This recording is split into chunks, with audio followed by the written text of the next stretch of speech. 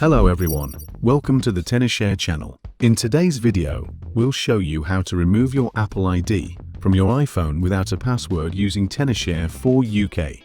Maybe you bought a second-hand device that's still linked to the previous owner's Apple ID, or maybe you forgot the credentials yourself. Either way, you're stuck. You won't be able to sign out of iCloud, turn off Find My iPhone, or even reset the device without the Apple ID password. But don't worry, Tenorshare 4uKey can help you fix this.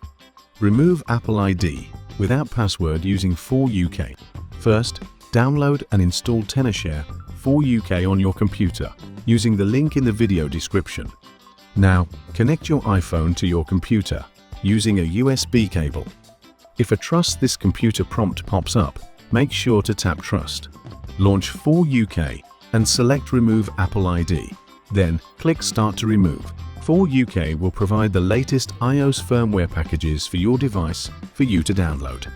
Once the download completes, click Start to remove again.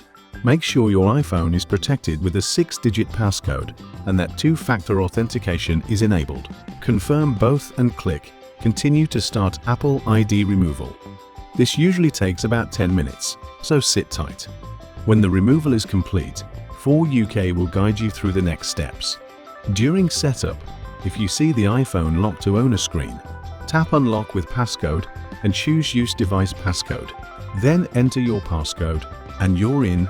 Now, continue the setup and you'll be able to sign in with a new Apple ID in settings. That's it. You've successfully removed the old Apple ID and regained full access to your device. And that's it.